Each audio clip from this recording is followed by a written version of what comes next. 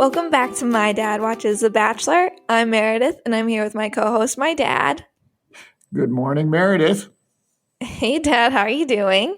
I'm doing good today. How's it going? Oh, it's going well. It's a bright, sunny morning here where I am. It looks sunny where you are too. I'm excited to talk about hometowns. You know, this is your specialty as a dad, as a parent. Like, these are your people. You can relate. I certainly can relate to the concerns that they've got as they talk to a future potential son-in-law. Yes. So, of course, as I've told you, I would never want to personally be in this situation. I would not be happy if you were on this show or your brother was on the other show, and I would not like to get my feet dirty in this show. But I've got some thoughts. I was hoping you would have some thoughts. So, should we get right into our highs? Certainly, let's talk about our highs. My first high was Michelle's virtual classroom with all of her little kids who were grilling Matt James with some pretty tough questions. I also put that as a high. I love little kids. I think they're super cute. I thought it was fun to get to see them ask the hard questions. You know, how many girlfriends do you have? Is Michelle going to get a rose? Are you going to get married? And Matt seemed to handle it pretty well, I think. Matt seemed to handle it like a very savvy politician. He didn't really answer any of those questions. He was really ducking and dodging very well. See, my thoughts when I saw Michelle's Zoom class was this was filmed in September, October, November. So I'm like, they're so excited to see Michelle, who abandoned them in the middle of a school year. Like, and what parents are signing off on these permission slips to allow their children to be on a Zoom on national television and ask their teacher very inappropriate questions that you should not be asking your teacher? Well, these parents are pulling out their hair saying, my God, when are you going to get back to school? They're going to put you on a show. Sure, I'll sign it. Just put something in front of me. I'll sign it. If that's another hour or so that's going to keep you occupied, I'm happy. Okay, I guess that's fair. I've never had small children, so I can't relate to that. But I imagine it's not that fun, especially in a pandemic. I will say that they certainly, you say that Michelle abandoned them, and I guess to some degree she did, but she certainly seemed to have pretty good rapport with them. I mean, as soon as they saw one another, they seemed to have a really good connection. So there's that. Yeah. I had that as a high as well. I also put a high for Michelle's date was that her family had a nice friendly game of post-dinner basketball. And I thought that was pretty cool, you know. Our family doesn't do that. You know, we're not we're like decently athletic, but we're never like, let's go shoot some hoops after dinner. And I thought it showed that her family was pretty cool. Matt fit in well. Well, and I was impressed.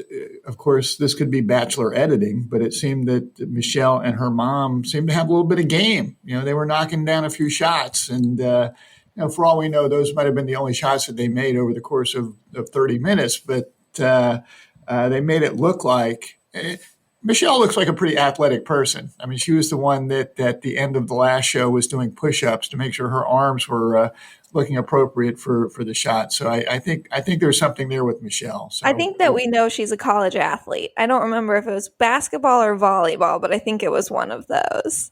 So, well, you can see that. I mean, from a physical perspective, to me, she matches up well with Matt. They both seem to be very athletic, and she seems to be a pretty tall person. He's a very tall person, so they look like they should be a couple. Yeah, out of the final four, I think Michelle is my favorite. I think she seems the most fun out of all of them. You know, our blooper at the end was again a scene with Michelle where they're crashing their bikes into each other and having a grand old time, and she just seems more goofy than the show ever lets on. And I don't know if she is who Matt will pick, but I think out of all four of them, that is his best chance of having a relationship work.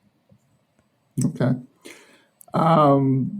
Another high for me, and I asked you the question before we started, who you thought the scariest parents were, because these are all the hometown dates, and because of the pandemic, we're not actually going to the hometowns. The parents are coming to our resort here in Pennsylvania, so we're getting to meet all these parents. And I asked you who you thought the scariest parents were. For a high, I put, and I guess this comes from my dad perspective, I put Rachel's dad because I thought he was asking the tough questions and taking the position of a few weeks isn't really a long enough time to know whether you should get married, which from a dad perspective, I relate and I agree with that. And I think he also said it's hard to care about someone when you're seeing other people. Pretty wise dad thoughts there, I thought. So what do you think there? I felt uncomfortable watching all of Rachel's date, just knowing everything that's been going on post show, behind the scenes. I was just kind of waiting for the other shoe to drop to be like, oh, this is not good. I'd never really had that moment. Like if I was watching without knowing what happened, I would have thought it was a fine date, but knowing everything, I just felt very uncomfortable. So I couldn't really give you an unbiased answer for who I thought was the scariest parent, because I already was going to pick Rachel's family before the show even aired. As the scariest parents before you met them. Yes. Okay. All I right. was worried for Matt. Well, I felt a little bit of that as well, and I sort of felt that we were walking on eggshells a bit, but we got through that. And as you said before before we started the podcast, maybe that was just the right editing that they did. But I tend to agree with Rachel's dad that everything's moving very fast here. This is not the way that I'd want my daughter to get engaged. I see that you're rolling your eyes, but that's how I feel. Yeah, but it's The Bachelor, and they knew what show she was going on. This is how it works.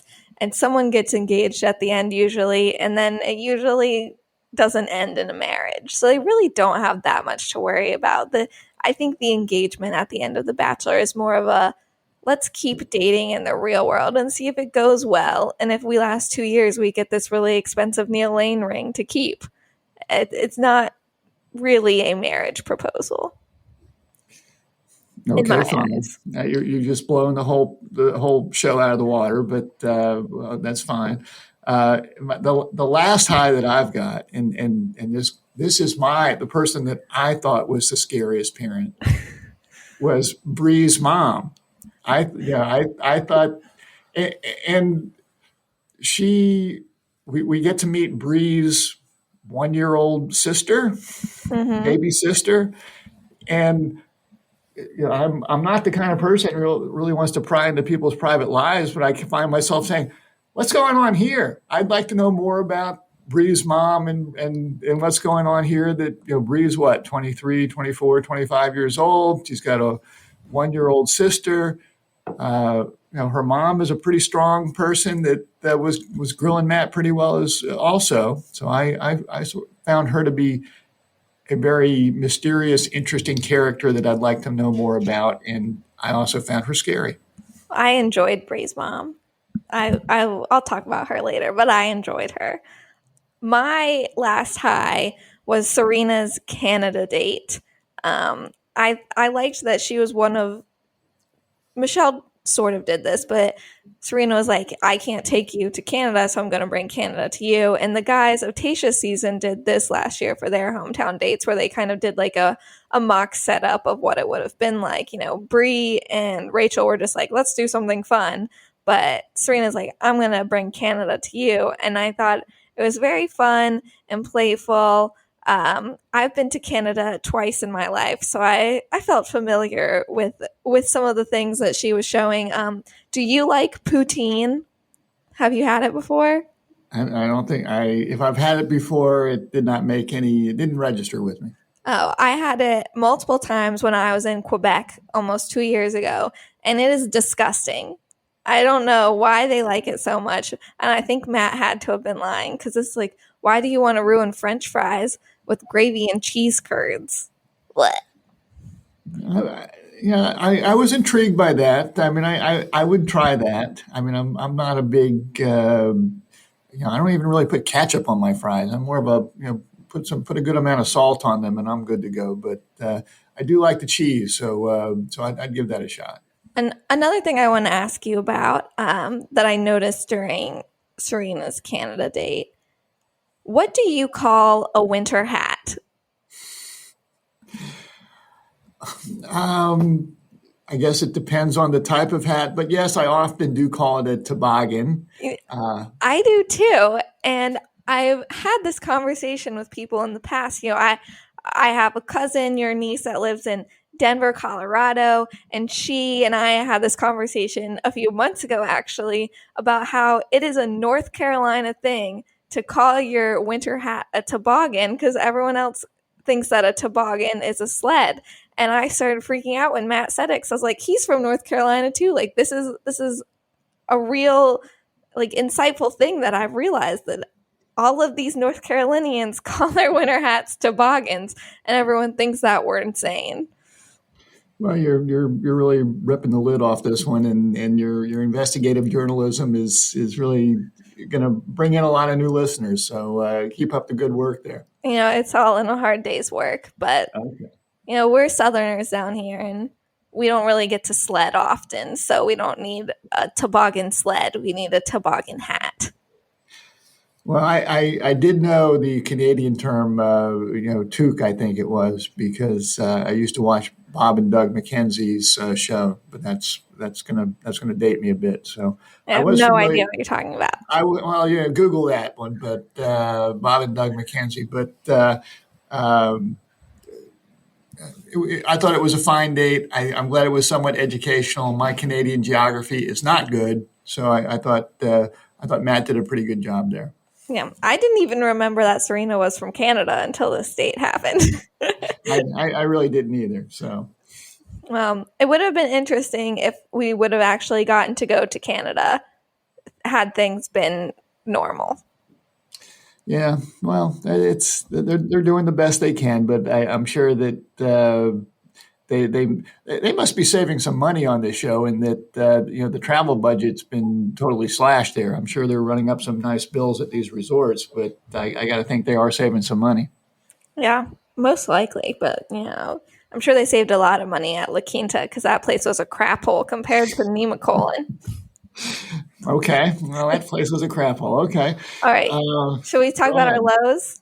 Let's do it. Okay, I only have one low, and it is Matt starting his skydiving date by saying, "What could possibly go wrong?"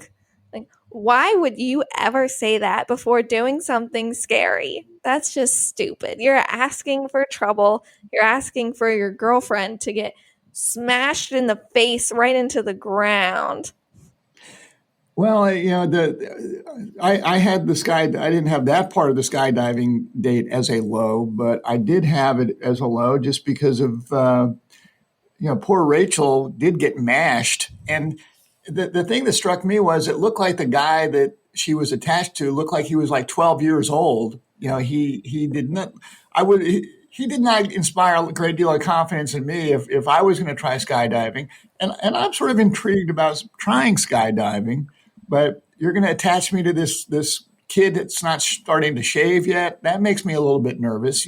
So, and she went down hard, and it looked like the guy attached to her sort of rolled and then put his full weight on her. If that happened to Tom Brady in an NFL game, the defender that did that to Tom Brady would probably be suspended for 3 weeks if he landed on her like that. So the whole skydiving thing and poor Rachel, I found to be a low. Of course, this was her choice. This was her date. So that I guess I shouldn't feel that bad about it, but it was pretty scary. Yeah, I don't really enjoy the comparison of Rachel and Tom Brady. I think that they're two very different levels of Republican. One being that I'm in love with one of them, but teach their own. I I am also intrigued by skydiving, but watching Rachel's crash landing makes me less intrigued by it. I didn't realize that like the most dangerous part was getting on the ground rather than like, jumping out of the plane. But I I think that Rachel maybe should have done something more Georgia related for her hometown date, and then she wouldn't have had a bruised up face that she had to cover in makeup to hide from her parents. Well, she's pretty good with the makeup, or the bachelor staff is pretty good with the makeup because I couldn't really notice the bruised up face. Although she was pretty darn disheveled when we saw her sitting on the ground with Matt after her landing. And Yeah, she she was. grass in her hair and just sort of, She seemed I a don't little know. out of it. Yeah, I don't know if we need to put her through the concussion protocol or what there, but we might have to take her to the blue tents. I don't know. All right, do you have any other lows? Well, I did write down, the Bachelor people put on these advertisements, and there was one for seniors looking for love that bothered me, and I just sort of said, let's put a hard no on that. I just don't think we need a Bachelor show for seniors looking for love. I agree. That makes me a little uncomfortable. I'm not really sure. I don't really know what is considered a senior because I would say in Bachelor Nation, you, Dad, could be a senior. But also, is it more of a grandparent senior? And either way, I have no interest in anything fantasy suite related for either age. I don't want to see that or think about it or know it exists. Well, the AARP has been sending me membership information for several years now. I've not returned it quite yet, but I just don't think we need to go there. I would just like to put a stop to it at this time. Okay, I think that's fair. So, right reason. You touched on this a little, but I put Bree's mom, Lauren, as our right reason of the episode. She had some great quotes. One was, worst case scenario, we'll be mending your broken heart together, but we'll survive. And she just seemed like a very nice and genuine mom. And I liked the conversation she had with Bree about falling in love with Matt. And it kind of reminded me of types of conversations that I have with my mom. And if someone reminds me of my mom, then that means they're a good person. Well, your mom is going to be happy to hear that, and I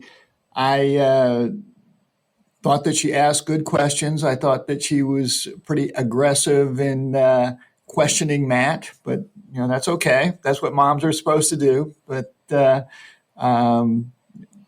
found her a little bit scary, but she seems to be quite the interesting character. And as I said, I'd like to know more about their family. I think there might be a reality show just about Bree's mom. I don't know. I mean, I don't think that Bree's mom's going to get a reality show before Pilot Pete's mom does, because if we want scary, crazy mom, Pilot Pete's mom is the way to go. Okay. I don't remember Pilot Pete's mom, but okay. You don't remember Pilot Pete's mom? Jeez. That was one of the we podcasted during that season. I don't remember what I had for lunch yesterday, so that's okay. Maybe you would fit in well on the Senior Bachelor show. So I put for right reason this week. I put Serena, in that she sort of figured it out, and shout out to her sister Talia, who said, "Hey, he doesn't have the it factor for you. He doesn't seem like you're smitten." And Serena, looked at the big picture. This train is moving too fast. It is moving too fast, and she told Matt that you're not the guy for me. And when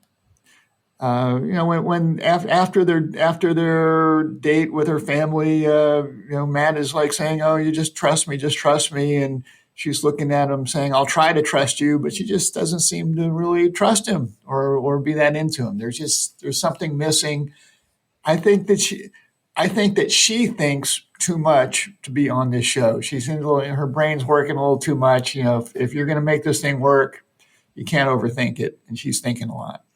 Yeah, I think that's a fair pick. I think I could tell last week in the tantric yoga date that Serena was she's just not that into Matt, and that's okay because he's a boring guy. So it's fair.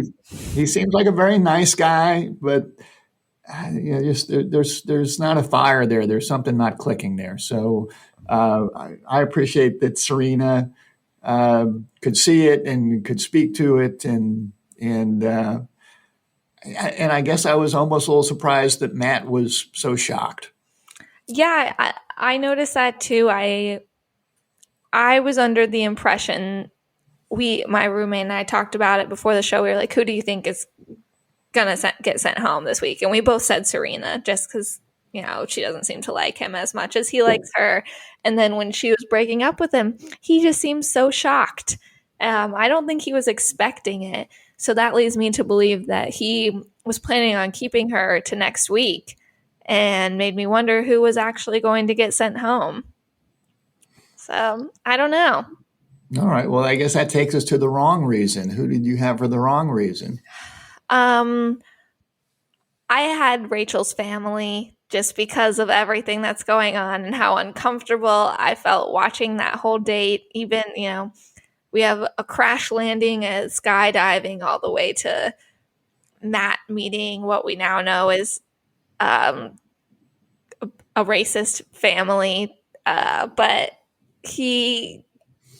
I don't know what to say about it. I just felt really weird watching it, and it made me uncomfortable. So it was an obvious wrong reason for me. I was pleasantly surprised with how it went, but it feels icky. Well, see, I've not done all the research. I've read Rachel's apology, but I guess I wasn't ready to necessarily say this is a racist family. I mean, certainly my antenna are up, but I guess I was willing to give them the benefit of the doubt, and I didn't see anything or hear anything that made me think, oh, I'm going to assume you're a racist, assume this or that. So I guess I was giving them the benefit of the doubt. My perspective is that Rachel grew up in Georgia in a pretty conservative county, which we know because I watched a lot of CNN back in November and got to watch all the counties pop up, and they're like, this county, this is red, this will be red, this is always red. And I'm trying to give Rachel the benefit of the doubt that maybe she was just ignorant to some of her actions growing up, and that was just normal where she came from, normal among her friend group, but it is learned somewhere. And I would imagine I learn a lot of my values and actions from you and my mom. So I'd imagine that's where Rachel's learning a lot of hers. And there have been stories that have come out of about her parents and about them, heavily fundraising for specific companies and organizations that solely support Donald Trump and things that I don't really agree with. So I feel comfortable saying that, and maybe that not racist, that is like a big word, but far right leaning. Well, I hear what you're saying. I think you need to not get too judgmental too quickly, but I understand why you would have an eyebrow raised. So I understand that. For my wrong reason, I'm going with Bree because I think that she's sort of following the Serena path of I'm not totally sure how into Matt she is, and before when she and Matt were having their date before they met the parents and they were interviewing Bree on camera, she said I'm taking a strong liking to him, and to me that just sounded pretty weak, and I just found myself thinking, it's pretty late in the game to be having a strong liking for them. You And then are she's sounding so hypocritical right now. You're saying that when Rachel's being like, "Oh, I'm in love with him already." Oh, well, that's too fast. You don't know him. And then Bree, "I'm taking a strong liking to you." It's too late in the game for that, Bree. You should be way past that. well, I think on a scale of 1 to 10, of 10, I'm totally in love with you, and 1, I need to leave now. We're down to 4 people. Where should you be? I don't think to me, I'm taking a strong liking to you is sort of a 5. She And I said think she that was, you're she said she supposed was to be at a falling in 7. love. You're supposed to be in an 8 now. You're supposed to be closer to an 8. But She told uh, Matt she was falling in love with him. yeah. I'm just saying, I don't really.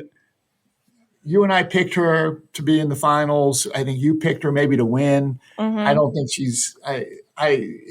I like her. I think she seems very nice. I just think that she's not where she. I don't think she's as into Matt as Matt is into her. I'm not sure that Matt's as into her. I don't know. I see Michelle and Rachel as the two finalists here.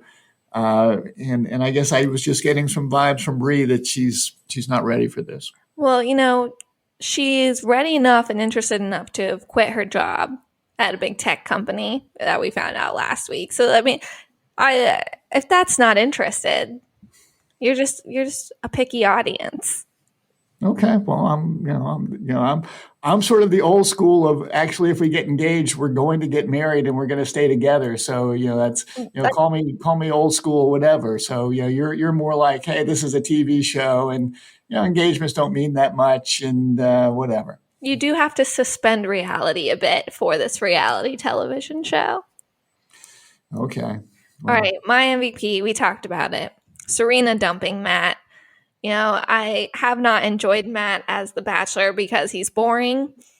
So I enjoyed seeing him get blindsided and dumped. I like Serena. She seems like a fun girl. She seems like the type of energy that we could need for a potential bachelorette down the road. And having a Final Four contestant dump the lead always makes things more interesting. I did feel bad that Matt started crying. I think that was the first time all season that we've seen Matt cry. well, I think that's a fine choice, and I like your thought that she could pull the show off as the Bachelorette. She seems to have an energy and enthusiasm about her that I think would serve her well in that role. So put her on the short list. I like that, and Mm-hmm. and I didn't mind seeing Matt cry, and I found Matt to be hypocritical in that after he got dumped by Serena and with him seemed so shaken up by it, basically he goes to the rose ceremony and to me was sort of trying to give an ultimatum saying, hey, if you take this rose, you better be in it for the end. Although I'm going to dump 2 of you. The 2 of you won't be in it, but you better not dump me. So He's hedging his bets, what's that? He's hedging his bets. Yeah. Well, we did get a listener question because our listeners can email us at mydadwatchesthebachelor@gmail.com, or they can hit us up on our Instagram account. And this one came from Susan from Maine. Didn't know we had people in Maine, but apparently we do. She said, that girl almost got killed skydiving. Has anyone been seriously injured on this show? I don't know. I don't watch it as much with you. Any historical injuries of note? I would not say serious injuries. There's like a few bloody things that happen every once in a while, when there's a group date where they have to fight each other, things like that. I think that on Ali Fedotowsky's season of The Bachelorette, which I did not watch, but I think that someone might have broken their foot on that season. I don't think, The Bachelor is a pretty safe zone. I don't think you have to worry too much about injuries. And I think that Rachel was okay, so I wouldn't call this a serious injury too. It looked worse than I think it was. Before we go on, though, yeah. Speaking of Rachel's injury, I do have an MVP honorable mention I would like to give out to Rachel's hair and makeup team. as we discussed,